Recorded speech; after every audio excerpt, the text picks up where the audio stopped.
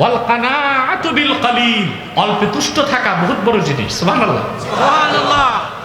কিন্তু মানুষের চরিত্র কি? মানুষ যত চায় তত পায়, যত পায় তত খায়, যত খায় তত আফসোস। হায় হায় হায়, মৃত্যু পর্যন্ত একটাই আফসোস, পাইলাম না আর খাইলাম না। ঠিক কিনা? ব্যাংক ভর্তি টাকা, লকার ভর্তি সোনা, ফ্ল্যাট বাড়ি 10টা, ছেলে একটা কানাডা, একটা আমেরিকা, একটা সিঙ্গাপুর, তারপরও পেট ভরে না, শুধু হায় হায়, শুধু হায় হায়। এ হচ্ছে শরীয়ত মোতাবেক জীবন যাপন না করার কারণে এদের লোভ লালসা বাড়তেই থাকে। তখন তারা নিজেরটা খাওয়ার পর পরেরটায় হাত দেয়। আর যে ব্যক্তি মুত্তাকি, তার তৃতীয় বৈশিষ্ট্য কানাআতু বিল কালিল, অল্পে সন্তুষ্ট থাকে সে, হালালের গণ্ডির মধ্যেই থাকে, হারাম তো দূরে থাক, সন্দেহযুক্ত কোনো জিনিসও সে ধরতে পারে না। সুবহানাল্লাহ। হারাম তো বহুত দূরে, যার তাকওয়া আছে, আল্লাহর ভয় আছে, কোরআন ভিত্তিক জীবন গঠন করে, সে লোকটা কখনোই হারামের কাছে তো যাবেই না, বরং উমুরে মুস্তাবিহাত, সন্দেহযুক্ত কোনো বিষয়কে সে স্পর্শ করবে না। বলেন সুবহানাল্লাহ। কয়টা গেল? তিনটা বৈশিষ্ট্য শুনলেন। 4 নাম্বার, ওয়াল ইস্তিদাদু লিয়াউমির রাহিল, যেদিন পরকালে গমন সেই দিনের প্রস্তুতি গ্রহণ। সুবহানাল্লাহ সুবহানাল্লাহ। করছেন? এই প্রস্তুতি গ্রহণ যে ব্যক্তি করে, সে ব্যক্তি কখনো হারামের সীমানা অতিক্রম করে না, হালালের মধ্যে থাকে। তার জীবন যাপন হয় সুন্দর, তার জীবন যাপন হয় দিন মোতাবেক, তার জীবন যাপন হয় কোরআন সুন্নাহর আলোকে। ঠিক কিনা বলেন? কারণ তার প্রস্তুতি হচ্ছে পরকালের প্রস্তুতি। যেদিন আপনার গমন, ওই দিনের প্রস্তুতি কিন্তু আপনাদের কারো নাই, আছে? অথচ আল্লাহ রাব্বুল আলামিন বলেন, ওয়াল তানজুর নাফসুম মা কদ্দামাত লিগাদ, প্রত্যেক মানুষের চিন্তা করা উচিত, নজর করা উচিত সে আগামীকালের জন্য কি প্রেরণ করেছে। এই আগামীকাল হলো হাসর ময়দান। ঠিক কিনা বলেন? এখন আপনি আগামীকালের জন্য কি পাঠালেন, এটাতে হিসাব করতে হবে। কথা বলে না? আমরা কিন্তু ব্যবসায়ী। আমরা কি? আমাদের ব্যবসা আল্লাহর সাথে। কার সাথে? আল্লাহর সাথে। তা ব্যবসা মানে লাভ লস আর হিসাব, এই তিনটা ছাড়া ব্যবসা হয় না। কথা বলে না? মানুষের জন্য কিন্তু আল্লাহ 3টা জিনিসই রাখছেন সংসারে, ব্যবসা, চাকরি, কৃষি। 4 নাম্বার কিছু নাই, আছে দালালি। 4 নাম্বার কি? দালালি। এই যে যারা অনেকে আছে, এদেরকে বলে ফরিয়া। ফরিয়া, আপনার জায়গা, আপনি ক্রেতা, সে বিক্রেতা, মাঝখানে 1 কোটি টাকার জায়গা বিক্রি হলো 10 লাখ আপনার পকেটে। এটা আপনি করলেন দালালি। কি করলেন? এটা না ব্যবসা, না চাকরি, না কৃষি, এটা হচ্ছে ফাও। এটা কি? ফাও। আপনি জমির ব্যবসা করবেন, ওটা ভিন্ন জিনিস। কম টাকায় কিনবেন, বেশি টাকায় বেচবেন, ওইটা ব্যবসা। কিন্তু কিছু মানুষ আছে শুধু ব্রোকারি করে চলে, বুঝেন না?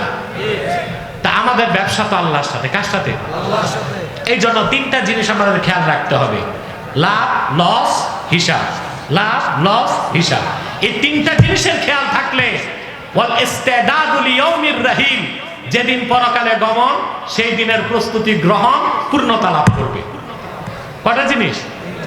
লাভ লস হিসাব, এটা ব্যবসা। এটা কি? ব্যবসা। আমাদের ব্যবসা কার সাথে? আল্লাহর সাথে। নাস্তিকরা আমাদেরকে বলে আমরা ধর্ম ব্যবসায়ী। না, মুসলমান ধর্ম ব্যবসায়ী হয় না, বরং ইসলাম ধর্মের জন্য জীবন উৎসর্গ করতে প্রস্তুত থাকে। তবে মুসলমানের ব্যবসা তাদের মালিক আল্লাহর সাথে। তোমরা যারা ধর্ম ব্যবসায়ী আমাদেরকে বলো তোমরাই তো ধর্ম নিয়ে ব্যবসা করো। সারা বছর নামাজ নাই, রোজা নাই, জিকির ফিকির নাই, নির্বাচনের আগে টুপি একটা মাথায় লাগায় মসজিদের মিম্বরে হাজির, জুমার দিন ইমাম সাহেবের কাছ থেকে মাইক নিয়ে উনি নির্বাচনী প্রচারণা চালায়। নাজায়েজ, হারাম হারাম হারাম। কোন একজন ইমাম সাহেব জুমার দিন মসজিদের মিম্বরে কমিটির কাউকে কিংবা বহিরাগত কাউকে মাইক দিবেন না, আমি ফতোয়া দিলাম এটা হারাম। এটা হয় বাংলাদেশে? সব জায়গায় হয়। হারাম কেন? হানাফি, মালিকি, শাফি, হাম্বলি 4 মাযহাব একমত। ওয়া ইদা সাইদাল মিম্বার লা সালাতা ওয়ালা কালামা ওয়ালা সালামা ওয়ালা রাদ্দাস সালাম। ইমাম যখন জুমার দিন মসজিদের মিম্বরে বসে যাবে, মুসল্লিদের নামাজ পড়া জায়েজ নয়, তেলাওয়াতও জায়েজ নাই, সালাম দেওয়া জায়েজ নাই, সালামের জবাব যে ওয়াজিব সেটাও জায়েজ নাই। ইমাম যখন মিম্বরে বসে যায় তখন কিনা আমার দেশের কমিটির সভাপতি আর সেক্রেটারি বড় সুদখোর আর বড় ঘুষখোর ইমাম সাহেব থেকে মাইক নিয়ে ইমামরে বসায়া পঞ্চায়েতের কথা বলে। এটা জায়েজ না? না জায়েজ? ওই নেতা একটা এসে মাইক নিয়ে বলবে আমারে ভোট দিয়ে, জায়েজ না? না জায়েজ? ইমাম সাহেবরা হিম্মত করুন, ফতোয়া শোনায় দিবেন, জুমার দিন ইমাম মিম্বরে বসার পরে নামাজ জিকির জায়েজ নাই, সেখানে কোনো কমিটির সদস্য কিংবা নেতার বক্তব্য তো শুধু না জায়েজ না, বড় ধরনের হারাম। পারবেন? ইমাম সাহেবরা তখনই পারবে মুসল্লিরা যখন সঙ্গে থাকবেন। কিন্তু আমার দেশের ইমামের চাকরি যেতে টাইম লাগে না। বাজারে দারওয়ানের চাকরি নিতে কমিটি মিটিং ডাকতে হয়, আর ইমাম সাহেবের চাকরিটা যেন কচু পাতার উপর টলমল পানি। ওইটা চাকরি চলে গেল ইমাম সাহেবের, কমিটিকে জবাবদিহি করতে হয় না। যুবকরা এক হয়ে থাকবেন ইমামদের পক্ষে, ইমামদেরকে সাহস দিবেন, হক কথাগুলো তারা বলতে পারবে। যদি ইমামের চাকরি যায়, কমিটিকে বলবেন শারঈ কোনো কারণ ছাড়া ইমামের চাকরি নেওয়া যাবে না, মুসল্লিদের মতামত ছাড়া। পারবেন? ইনশাআল্লাহ। রাজি আছেন? কিন্তু আমার দেশে অধিকাংশ মসজিদে যারা সভাপতি বানায় সে এক ওয়াক্ত নামাজ পড়ে না। জীবনে একবার বাবার জানাজার নামাজটা পড়ছে, আর নামাজ জীবনেও পড়ে না। যে সেক্রেটারি দেখা যায় সে সাবেক দারোগা, বড় সুদখোর বড় ঘুষখোর দায়িত্ব নিয়ে বসে আছে। ইমাম সাহেব মিম্বরে এতিমের মতো বসে থাকে, কি ওয়াজ করবে বেটা, দোয়া ইউজ করতে থাকে, কখন চাকরি যায়। ঠিক কিনা? আপনাদের মুসল্লিদেরকে মজবুত হতে হবে, ইমামকে সাহস দিবেন, কোরআন সুন্নাহর আলোকে যা হক কথা তা বলে, আমরা আপনার জন্য প্রস্তুত আছি। পারবেন তো ইনশাআল্লাহ? তাহলে এই ফতোয়াটা মনে রাখবেন, ইমাম মসজিদের মিম্বরে বসার পরে পঞ্চায়েতের কমিটির কোনো কথা চলবে না, কোন নেতার বক্তব্য চলবে না। হ্যাঁ, জুমার নামাজ সালাম ফিরানোর পরে চলবে, কিন্তু সালাম ফিরানোর আগে চলবে না। ইউটিউবার ভাইরা যদি পারো এটা একটা কন্টেন্ট তৈরি করে ছড়াই দিও, যেন আমার দেশের কমিটিরা আর ইমাম সাহেবরা একটু সতর্ক হইতে পারে। ইমাম সাহেবরা জানে না তা না, জানে কিন্তু বলতে পারে না। ঠিক কিনা? তাহলে ব্যবসা কার সাথে? যারা বলেন আল্লাহর সাথে। ব্যবসা করি কিনা? আল্লাহ পাক বলেন, ইয়া আইয়ুহাল্লাযীনা আমানু হাল আদুল্লুকুম আলা তিজারাতিন তুনজিকুম মিন আযাবিন আলীম। হে ইমানদারগণ, আমি কি এমন একটা ব্যবসার কথা বলবো নাকি যে ব্যবসাটা তোমাদেরকে জাহান্নামের আগুন থেকে বাঁচাবে? তুমিনুনা বিল্লাহি ওয়া রাসূলিহি ওয়া তুজাহিদুনা ফি সাবিলিল্লাহি বিআমওয়ালিকুম ওয়া আনফুসিকুম যালিকুম খায়রুল লাকুম ইন কুনতুম তা'লামুন। সেই ব্যবসার পুঁজি কি? আল্লাহর সাথে ব্যবসার পুঁজি হলো তোমরা ঈমান আনবে আল্লাহর উপর, ঈমান আনবে মুহাম্মদ সাল্লাল্লাহু আলাইহি সাল্লামের উপর, এবং জান ও মাল দিয়ে আল্লাহর দ্বীনের প্রতি জিহাদ করবে। এটাই হচ্ছে ব্যবসার পুঁজি। বলেন সুবহানাল্লাহ। ব্যবসা কার সাথে? আল্লাহর সাথে। ব্যবসায় কয়টা জিনিস থাকে? লাভ, লস, হিসাব। লাভ, লস, হিসাব।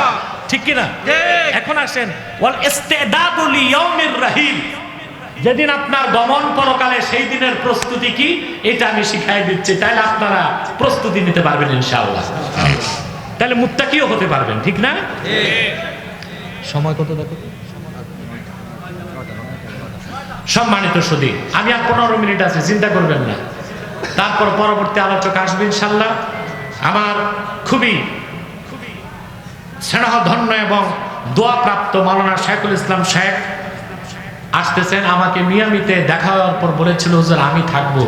আমি বলেছি, আমি মনে মনে ভাবলাম তাহলে ভালো হয়েছে, একজন আকর্ষণীয় বক্তা থাকলে দীর্ঘ সময় ইনশাল্লাহ মাহফিলটা চলবে ইনশাল্লাহ। পৌঁছেছেন এসে? আচ্ছা, আসবে, তিনি তো আসবে। আবার আমার খুবই চমৎকার আলোচক, আপনাদের তিতাসের সন্তান, আমার হাতে করা ছাত্র সাজিদুল বারী আসকালানি। কোথায় তুমি? ছোট মানুষ তো দেখা যায় কম, আছে এখানে। আল্লাহ তারে মাশাআল্লাহ জাদুকরি কণ্ঠ দিয়েছেন। আলহামদুলিল্লাহ বলে। 7 বছর আমার কাছে পড়েছে, দাওরা হাদিস করে ইফতা করে তারপর বের হয়েছে। এখন সে আমাদের মুবাল্লিগ হিসেবে সারা দেশে একজন আলোচিত বক্তা হিসেবে সুনাম অর্জন করছে। আলহামদুলিল্লাহ। সেও আছে আমার অনুপস্থিতিতে কিছু সময় ধরে রাখবেন ইনশাআল্লাহ। তা আমি আমার বিষয়টা বুঝাই, ঠিক আছে? ব্যবসায় কটা জিনিস লাগে? 3টা। লাভ, লস, হিসাব। আল্লাহর সাথে যে আমাদের ব্যবসা, ওটা লাভ লস আছে? জি আছে। আল্লাহ রাব্বুল আলামিন বলেন ওয়াল আস ইন্নাল ইনসানা লাফি খুসর। শপথ আসরের, নিশ্চয় মানব জাতি ক্ষতিগ্রস্তের মধ্যে, নিশ্চয় মানুষ ক্ষতির মধ্যে নিশ্চিত। এখানে ইমাম আলুসি রুহুল মানিতে তাফসীর করতে যে লেখেন, অধিক সংখ্যক মুফাসসিরের মতে ইন্নাল ইনসান, এখানে যে আলিফ লাম, এটা লিল ইস্তিগরাক, সব মানুষ ক্ষতিগ্রস্ত না, একটা দল ক্ষতিগ্রস্ত। কিন্তু মাহমুদ আলুসি বলেন আলিফ লাম লিল জিন্স, ধরা যেতে পারে সব মানুষই এক অর্থে ক্ষতিগ্রস্ত। তবে মুমিনের ক্ষতি আর কাফেরের ক্ষতি কোনোদিন এক হতে পারে না, ঠিক কিনা? এক হবে? আমি প্রায় একটা উদাহরণ দিই। আপনার 10 লাখ টাকার পুঁজি, কত? 10 লাখ। প্রতিদিন আপনার ব্যবসায় মোটামুটি লাভ আসে 1000 টাকা, মাসে কত? 30,000। ঘটনাচক্রে 3 দিন হইল হরতাল। হরতাল এটা একটা গুজরাটি শব্দ, বাংলা না। কোন দেশি? তাহলে বোঝা যায় শব্দটা গুজরাটি, আর হরতালের এটা শিখছো বাঙালি বাইরের মানুষের কাছ থেকে, ঠিক কিনা? কথা বলে না। বহুদিন পর আমরা হরতাল আবার দেখছি, নির্বাচনের আগে কিছুদিন। হরতাল মানে যা সবকিছু তাল নষ্ট করে, ওইটারে কয় হরতাল। কি বলে? একটি রাষ্ট্রকে, একটি রাষ্ট্রের অর্থনীতির স্ট্যাবিলিটির জন্য 4টা জিনিস লাগে। কয়টা জিনিস? একটা হচ্ছে আমদানি, রপ্তানি, উৎপাদন, বিপণন, পরিবহন, আর কি। বুঝলেন? কয়টা জিনিস? হরতাল দিলে এই 4 জিনিস নষ্ট হয়, তখন দেশের ক্ষতি হয়। দেশের কি হয়? ক্ষতি হয়। তো 3 দিন হরতাল হইলো, মাস শেষে দেখলেন আপনার প্রতি মাসে লাভ হতো 27,000, 3,000 কম লাভ হয়েছে 27,000। ক্ষতি হয়েছে না? কত? কেমন ক্ষতি? লাভের ক্ষতি। কেমন ক্ষতি? আবার মনে করুন আপনি 10 লাখ টাকার মাল বোঝাই করলেন চান্দিনা থেকে, মাল যাবে ট্রাক ভর্তি করে কাপ্তান বাজার। যাত্রাবাড়ি যাওয়ার পরে দুর্বৃত্ত পেট্রোল বোমা মারলো, ট্রাক, সামান, হেল্পার, ড্রাইভার জ্বলে খাক। এটা কেমন ক্ষতি? পুরাই ক্ষতি। চালানো গেছে, লাভের তো প্রশ্নে আসে না, ক্ষতি আর ক্ষতি। মাহমুদ আলসি লেখেন, যে ব্যক্তি ইমানদার, ইমান হলো তার পুঁজি। ইমান আনার পরে যত বেশি নেক আমল করবে, ব্যবসায় তার লাভ হবে। গুনার কাজ করলে লস হবে, কিন্তু তার মূল পুঁজি চালান ঠিক থাকবে, পরকালে সে কোনো একদিন জান্নাত পাবে। আর যে কাফের, তার ইমান নাই, তার চালান নাই, তার আগাগোড়াই ক্ষতি, চিরকালের জন্য সে জাহান্নামে যাবে। তাহলে মুমিনের ক্ষতি আর কাফেরের ক্ষতি এক হইতে পারে না। কাফেরের সাথে কোনো ব্যবসা নাই, আমাদের ব্যবসা আল্লাহর সাথে, আল্লাহর ব্যবসা আমাদের সাথে। কটা জিনিস আছে? লাভ, লস, হিসাব। এখন আসেন হিসাব। এখন কি হিসাব? আল্লাহ শিখাইছেন কোরআন শরীফে, ওয়াল তানজুর নাফসুম মা কদ্দামাত লিগাদ। প্রত্যেক মানুষ যেন চিন্তা করে আগামীকালের জন্য সে কি পাঠাইলো। আগামীকাল মানে পরকাল, আগামীকাল মানে পরকাল। এই আগামীকালের জন্য আপনি কি পাঠালেন তার ব্যাখ্যা পাওয়া যায় হাদিস থেকে। সুনান তিরমিজিতে এসেছে, আল্লাহর আখির নবী, নবীগণের মাথার তাজ, আমার নূর নবীজি মুহাম্মদ সাল্লাল্লাহু আলাইহি ওয়াসাল্লাম ইরশাদ করেছেন, ১৫০০ বছর আগে সাহাবায়ে কেরামকে বলেছেন, হাসিবু ক্বাবলা আন তুহাসাবু, তোমরা তোমাদের হিসাব গ্রহণের আগে নিজেরা নিজেদের হিসাব গ্রহণ করো। সুবহানাল্লাহ বলবেন। সুবহানাল্লাহ। হাসিবু কাবলা আন তুহাসাবু, তোমাদের হিসাব তো আল্লাহ নিবেন হাসরে, এর আগে নিজেদের হিসাব গ্রহণ করো। তখনই সেটাই হলো পরকালের প্রস্তুতি। সুবহানাল্লাহ বলেন। সুবহানাল্লাহ। সেটা পরকালের প্রস্তুতি, ঠিক কি না? আমার ভাইয়েরা, আপনি মুহাসাবা কিভাবে করবেন? মুমিন হিসেবে আপনার কাজ, এশার নামাজের পর ঘুমাতে যাওয়ার আগে আপনি চোখ বন্ধ করে মুরাকাবা করবেন। সারা দিনে কয়টা গুনার কাজ হয়েছে আপনার দ্বারা, কয়টা নেকের কাজ। যদি দেখেন নেকের চেয়ে গুনাহ বেশি, আপনি ঘুমাতে যাবেন না, আল্লাহর কাছে তওবা করবেন। ওযু করে 2 রাকাত নামাজ পড়ে নেবেন, 4 রাকাত নামাজ পড়ে তাহাজ্জুদ পড়ে ঘুমাবেন। সারা দিনের সগীরা গুনাহগুলো আল্লাহ রাব্বুল আলামিন maaf করে দিবেন। সুবহানাল্লাহ। এটা হিসাব। এটা কি হিসাব? সুবহানাল্লাহ বলেন। আপনাকে হিসাব করতে হবে, আমি সারা দিনে কয়টা মিথ্যা কথা বললাম, কতজন মানুষের গীবত করলাম, কতজন মানুষকে ঠকালাম, কি অন্যায় করলাম, এই সব হিসাব করে আপনাকে তওবা করে বিছানায় যেতে হবে। সুবহানাল্লাহ।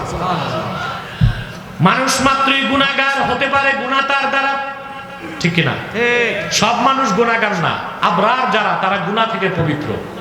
আমরা যারা সাধারণ মানুষ আমরা তো গুনাহগার, ঠিক কি না? ঠিক। কেউ বড় গুনাহগার, কেউ ছোট গুনাহগার। গুনাহ যদি হয়ে যায় কি করবেন? সুনান তিরমিজির হাদিস, আল্লাহর হাবিব ইরশাদ করেছেন, হযরত জুনদুব ইবনে জুদানা, যার প্রসিদ্ধ নাম আবু যর গিফারি, তাকে ডাক দিয়ে রাসূলুল্লাহ বললেন, ইত্তাকিল্লাহ হাইসুমা কুনতা ওয়া আতবিইস সাইয়্যাতাল হাসানাতা তামহুহা ওয়া খালিকিন নাস বিখুলুকিন হাসান। সুবহানাল্লাহ। সুবহানাল্লাহ। ওরে আবু যর গিফারি, তুমি যেখানেই থাকো মহান আল্লাহকে ভয় করো। আমরা বাঙালি রমজান মাসে আল্লাহকে ভয় করি, শাওয়াল মাস থেকে আর ভয় করি না। মসজিদে গেলে আল্লাহকে ভয় করি, বাজারে গেলে আর আল্লাহকে ভয় করি না। যদি বাজারেও আল্লাহকে ভয় করতাম, মসজিদে যেভাবে ভয় করি, তাহলে তো মুসলমানের দ্বারা খাদ্যে ভেজাল মেশানো সম্ভব হতো না, পাল্লায় ওজনে কম দেওয়া সম্ভব হতো না। কথা বলে না? ঠিক। সম্ভব হতো না। তাহলে আমরা যেভাবে মসজিদে আল্লাহকে ভয় করি, সেভাবে বাজারে ভয় করি না। রমজানে যেভাবে আল্লাহকে ভয় করি, সেভাবে শাওয়াল মাসে ভয় করি না। ঠিক কিনা বলেন? না। ইত্তাকিল্লাহ হাইসুমা কুনতা, তুমি যেখানেই থাকো আল্লাহকে ভয় করো। ওয়া আতবিইস সাইয়্যাতাল হাসানাতা তামহুহা। সুবহানাল্লাহ। আর যখনই তোমার দ্বারা গুনার কাজ হয়ে যায়, পিছনে একটা নেক আমল পাঠায় দাও। আমল নামায় নেক আমলের সামনে গুনাহ থাকতে পারে না। গুনার পরে বান্দা যদি নেক আমল করে, নেক আমলটা সামনের গুনাহটাকে আমল নামা থেকে ডিলিট করে দেয়। সেজন্য আপনি যখন রাতে হিসাব করবেন, আমার দ্বারা তো দিনে গুনাহ হয়ে গেছে, আপনি ওযু করে 2-4 রাকাত তাহাজ্জুদ করে আল্লাহর কাছে তেলাওয়াত করে তওবা করেন। শিশুর মতো নিষ্পাপ হয়ে ঘুমাতে যাবেন। যদি মৃত্যু হয়, আপনি জান্নাতি বান্দা হিসেবে আল্লাহর সাক্ষাৎ পাবেন। এটা হচ্ছে ওয়াল ইস্তিদাদু লিয়াউমির রাহিল, যেই দিন পরকালে গমন, সেই দিনের প্রস্তুতি গ্রহণ। বলেন সুবহানাল্লাহ। পারবেন? কথা বলে না, পারবেন? আল্লাহ আমাদেরকে কবুল করুক, মঞ্জুর করুক। বলুন আল্লাহুম্মা আমিন। হাদিসের শেষ অংশটাও বলি, যদি আমাদের বিষয়ের সাথে রিলেটেড না, সেটা হচ্ছে ওয়া খালিকিন নাসা বিখুলুকিন হাসান, মানুষের সাথে উত্তম আচরণ পোষণ করো। বলেন সুবহানাল্লাহ। সুবহানাল্লাহ। তাহলে কি আপনারা মুত্তাকি হতে চান? সবাই কয়টা বৈশিষ্ট্য অর্জন করবেন? আল খাউফু আনিল জালিল, আল্লাহর ভয় অন্তরে পোষণ করবেন। ওয়াল আমালু বিত্তানজিল, কোরআন ভিত্তিক জীবন গঠন করবেন। ওয়াল কানাআতু বিল কালিল, হালালের উপর থাকবেন, হারামের কাছেও যাবেন না। ওয়াল ইস্তিদাদু লিয়াউমির রাহিল, যেদিন পরকালে গমন, সেই দিনের প্রস্তুতি গ্রহণ করবেন। এই 4টা খাসলাত যদি আপনার হৃদয়ে চলে আসে, আপনার চরিত্রে চলে আসে, আপনি হয়ে যাবেন টপ ক্লাসের মুত্তাকি। আল্লাহ পাক বলেন, হুদাল্লিল মুত্তাকিন। আপনি তখন আল্লাহর কোরআনের 16 আনা উপকারে ধন্য হয়ে যাবেন। বলেন সুবহানাল্লাহ।